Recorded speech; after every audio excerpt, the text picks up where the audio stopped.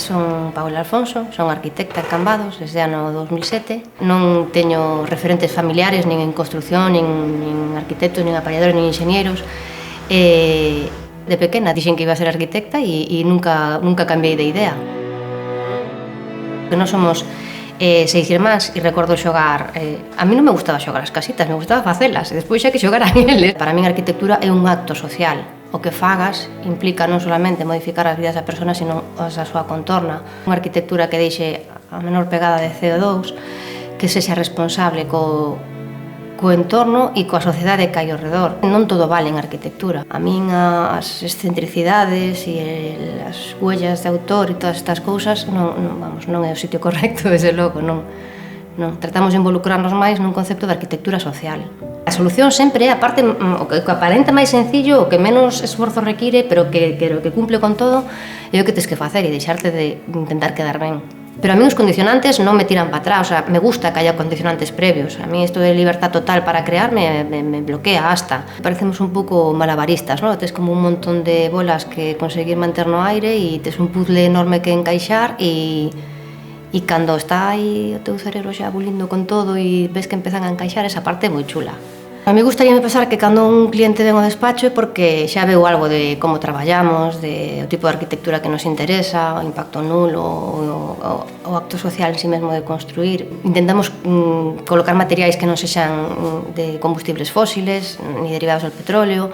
Intentamos que as nosas casas pesen menos, por eso construímos con madeira e non con formigón ou con acero, deixar a menor pegada posible.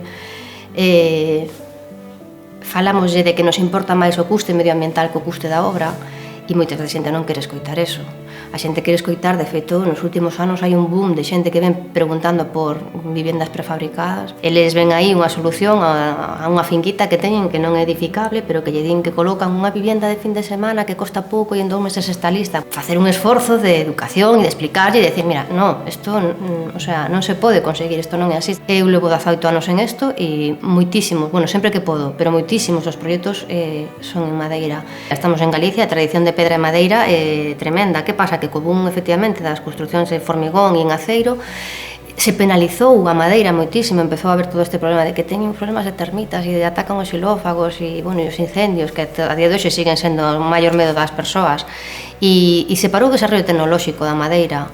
A día de hoxe temos as ferramentas para decir que a madeira é o material máis moderno que hai, con maior desenvolvemento económico e tecnolóxico, que permite maiores cargas que o formigón e que o aceiro. Creo que é imposible traballar con madeira e non enamorarte dela. O sea, ao final ves todas as posibilidades que ten, a versatilidade que ten en obra, todo o que te permite ir diseñando, ir creando, entonces, bueno, estás cada vez máis convencida. Fixen un máster en renovación urbana e rehabilitación que me serviu sobre todo para afianzar e para poñerlle datos o que eu xa sabía intuitivamente. Hai un parámetro que non se mide, que son as sensacións que te produce unha edificación. Se pensamos nos sentidos, olfato, vista, tacto, a madeira responde ben a todos eles. A parte sensorial, que non se calibra normalmente nunha vivenda, fan que cando estés nunha obra destas te sintas realmente cómodo e te sintas ben. Desde o noso despacho intentamos fomentar políticas de arquitectura de construcións de espacios abertos, medioambientalmente responsables, pero eso é como unha especie de gran que nos aportamos porque somos así de utópicos e creemos que outra maneira de construir é posible.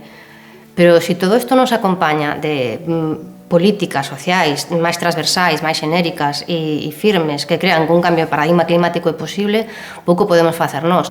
As políticas de viviendas sociais que se implementan deberían estar sempre enfocadas á vivenda social e fai falta unha política nacional e autonómica que desenvolva todo isto.